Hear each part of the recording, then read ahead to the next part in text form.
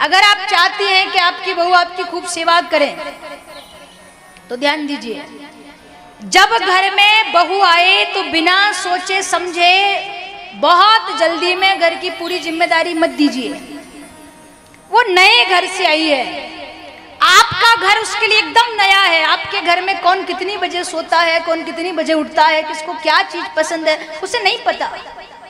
ये उसके लिए एक नई जिंदगी की शुरुआत है, तो कम से कम उसे 1 साल का समय दीजिए और 1 साल तक आप अपनी बहू को वैसे ही समझाइए जैसे आपने अपनी बेटी को समझा समझा के बड़ा किया। अगर बेटी गलती करती है तो समझाते हो ना कि नहीं बेटा ऐसे नहीं, ऐसे करना है। वो बहू भी किसी की बेटी है। बात बात पे माताएं कहती तेरी माँ ने झाड़ू काटना नहीं सिखाया, तेरी माँ ने बर्तन मांजना नहीं सिखाया, तेरी माँ ने कपड़े धोना नहीं सिखाया, तेरी माँ ने ये नहीं सिखाया, तेरी माँ ने वो नहीं सिखाया। तो याद रखिए वो किसी कोचिंग क्लास से नहीं आई है, माँ बाप के घर से आई है। और बाप चाहे कितना भी करीब हो, अपनी बेटी को कभी नौकरानी नहीं, हमेशा अपने घर की राजकुमारी बना करके रखता है। तो याद रखिए वो भी किसी के कलेजे का टुकड़ा है। प्रेम से पहले समझाइए। बहू अगर गलती करे तो पड़ोस में जाके मत कहिए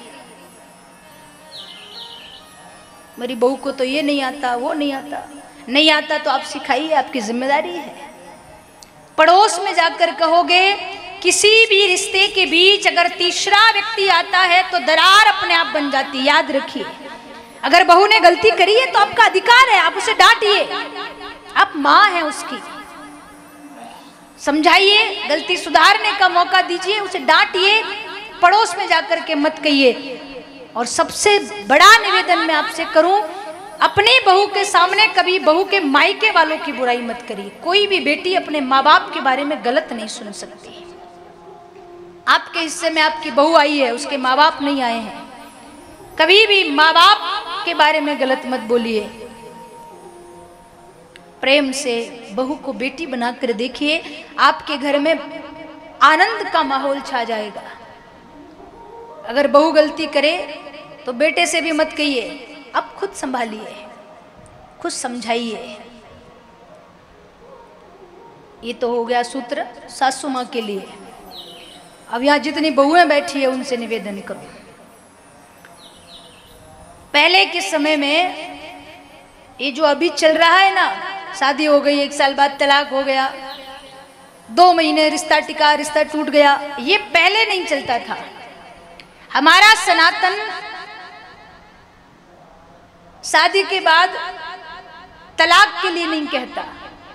हमारे सनातन में नियम है, एक बार अग्नि के सामने 7 फेरे हो गए मतलब 7 जन्मों का रिश्ता तय। और पहले के समय में होता भी था, माँ बाप जिसके साथ विवाह कर दे, वो लंगड़ा हो, लूला हो, अंधा हो, बहरा हो, जैसा भी हो, उसके साथ माताएं पूरे पतिव्रत धर्म के साथ अपना जीवन यापन करती थी। होता था, आजकल भी है। पर अभी की जो जनरेशन है ना, वो कहीं ना कहीं परेशान है, कहीं ना कहीं भटक रही है। संतों ने कहा, पहले जब घर में बहू आती थी तो बहू रानी बन के आती थी, फिर कुछ दिनों तक इतना काम करती थी, इतना काम करती थी कि सास ससुर सबका मन मोह लेती थी। और एक दिन ऐसा आता था कि सासू माँ अपनी बहू की सेवा से खुश होके तिजोरी की चाबी बहू को देके घर की महारानी बना देती थी, तो घर अच्छे से चलता था।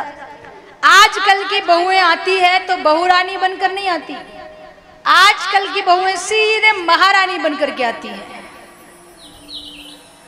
वो चाहती है कि हमारी हुकूमत चले। तो निवेदन करूं, दुनिया में कुर्सी का बहुत बड़ा खेल है हो।